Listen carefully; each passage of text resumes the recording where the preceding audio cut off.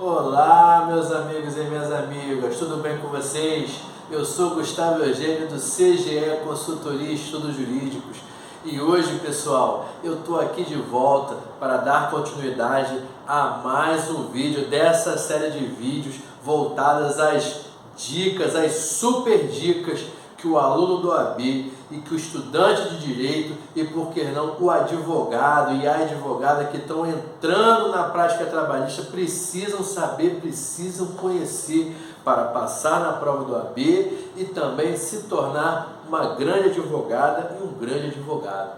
Porque é isso que o examinador da banca da OAB quer. Ele quer saber se você é candidato a passar na prova do OAB e ser um grande advogado ou uma grande advogada. Mas, pessoal, antes de mais nada, eu quero dizer aqui para vocês, quero pedir que vocês acionem o sino de notificações.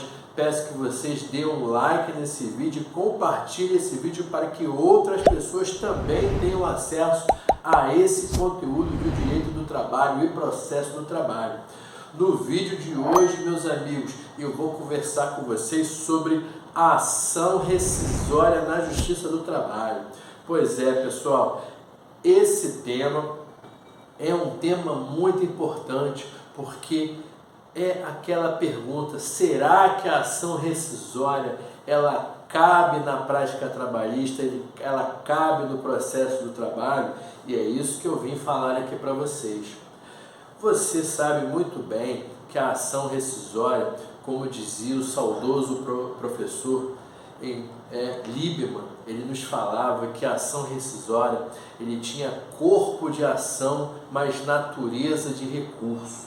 Por que ele falava isso? Porque a ação rescisória é uma espécie de impugnação da decisão, de uma sentença, de um acórdão. Ela é uma impugnação, só que ela não é um recurso, até porque você não vai encontrar previsão da ação rescisória no capítulo de recursos, seja no processo civil, seja no processo do trabalho. A ação rescisória ela é uma ação de impugnação, então ela tem natureza de ação. Isso mesmo, pessoal. Você, quando for exercer, ajuizar a ação rescisória, você irá fazer uma petição inicial, vai ocorrer a citação do réu ali nessa ação rescisória, porque na realidade ela é uma ação, ela busca rescindir aquela sentença, rescindir aquele acórdão. Com base na CLT, nós vamos lá no artigo 836, ela busca rejulgar aquela ação. E para alguns, eu já posso desde já afirmar, a ação rescisória que busca rejulgar uma ação, que busca rescindir aquela decisão, seja rescindir a decisão da sentença ou rescindir a decisão do tribunal através do acórdão, ela não fere a segurança jurídica, meus amigos e minhas amigas. Inclusive, o pleito rescisório, ele também tem uma normatização constitucional. Você vai ver uma ação rescisória lá na Constituição. Então, o próprio STF e a doutrina e a jurisprudência maciça entendem totalmente pelo cabimento da ação rescisória. Então você vai ter a rescisão rescisória na Justiça do Trabalho, você terá a ação rescisória lá no processo civil, também vai ter a ação rescisória lá no processo penal, desde que estejam previstos os requisitos para a ação rescisória. Quando você for ajuizar uma ação rescisória, você vai lá no CPC, lá no artigo 966, e lá no CPC você irá verificar se existe, se alguma daquelas hipóteses previstas no artigo 966 do CPC estão ali no caso concreto, no qual você irá verificar a pertinência ou não do ajuizamento da ação rescisória. Você vai analisar o caso e a primeira coisa que você precisa saber é isso. Cabe a ação rescisória na Justiça do Trabalho, como diz o próprio artigo 836 da CLT.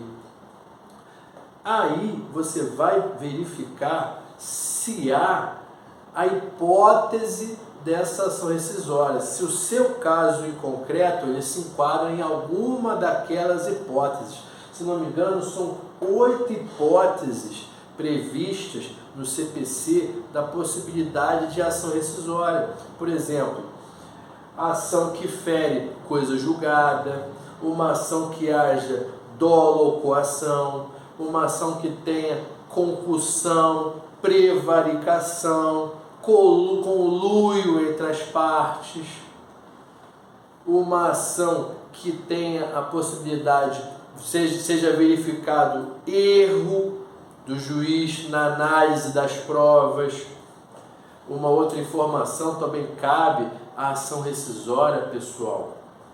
Além de todas essas que eu falei, quando existe ali violação da lei, a sentença ou o acórdão, ele foi prolatado em discordância com a lei. Também cabe essa possibilidade de ação rescisória. Então você vai verificar todas essas possibilidades lá no artigo 966 da CLT.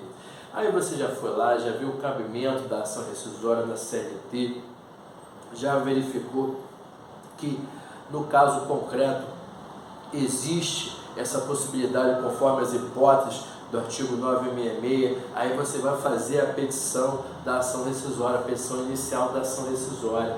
Aí você tem que verificar o seguinte, aqui no próprio artigo 836 da CLT, ele coloca ali um requisito de procedibilidade da ação rescisória. Qual é? É o depósito prévio de 20%. Quando você for ajuizar uma ação rescisória, você terá que recolher 20% do valor da causa.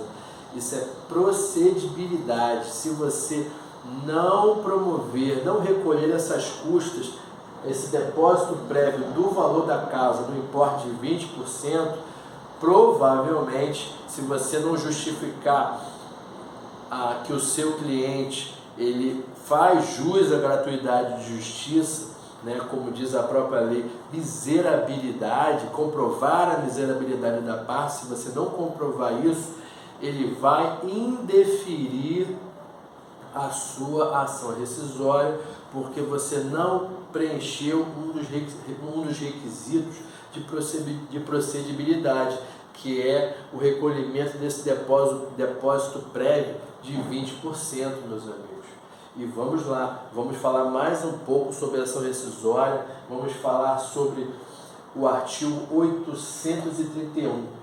Esse combo aqui, pessoal, artigo 831 da CLT, essa súmula 100 e por fim da súmula 259 do TST, pessoal, é um combo muito importante.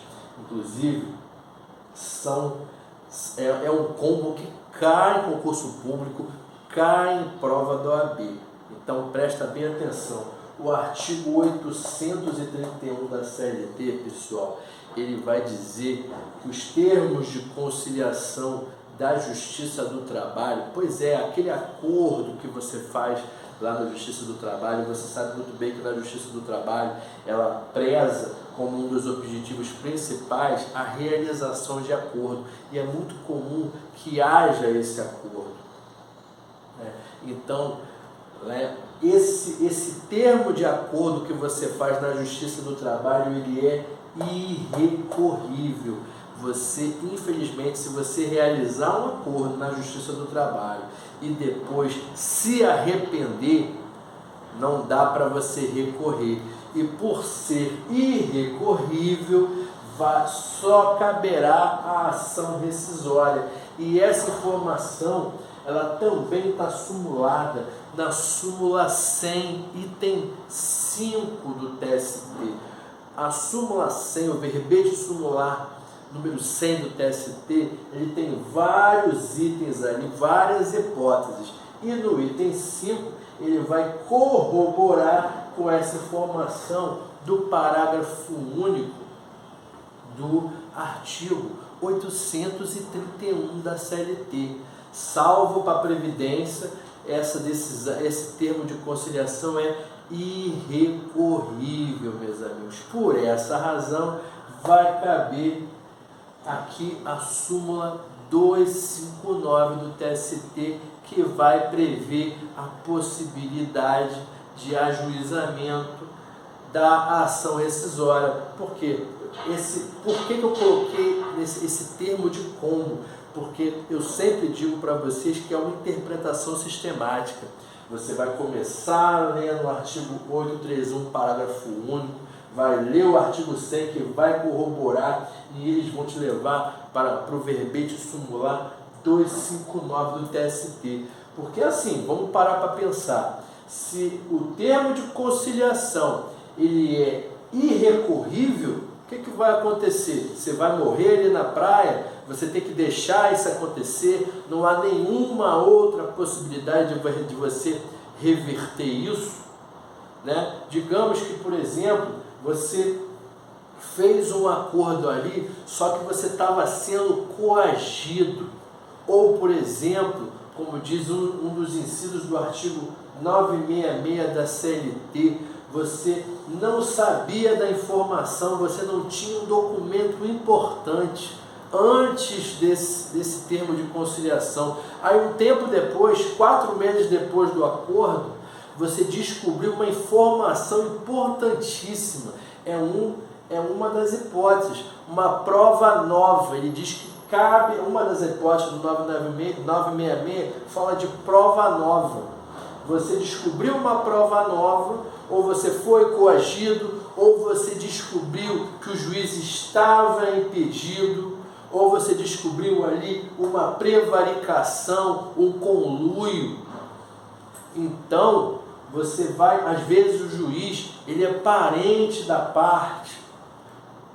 Você percebe, por que não? Por que não, meus amigos e minhas amigas? Você pode descobrir um conluio ali, até o seu advogado poderia estar em conluio com a outra parte. Por que não? Podemos ter essa possibilidade sim, meus amigos e minhas amigas. Então, você descobriu toda essa vasta possibilidade de informações, só que você não pode recorrer. Vai ficar por isso mesmo? Não, mas a única possibilidade que tem é essa prevista no 259 do TST, que a Justiça do Trabalho te abre a oportunidade de você ajuizar a ação rescisória. Esses e outros exemplos você vai saber, você precisa conhecer, mas só de você já conhecer a possibilidade de ajuizamento da ação rescisória, você vai verificar as possibilidades no 966 do CPC. E essa súmula aqui, ó, o artigo 831 e a súmula 259 do TST, é o tipo de informação que salva a tua vida na tua prática profissional, salva a tua vida na prova do OAB. Tudo bem, minhas amigas e meus amigos? Eu espero que vocês tenham gostado desse tema, gostado desse vídeo. Caso vocês queiram, podem colocar aqui nos comentários. Assim que possível, eu sempre respondo. Posso às vezes demorar um pouquinho, mas com certeza eu respondo. E eu desejo a vocês um grande abraço e até a próxima.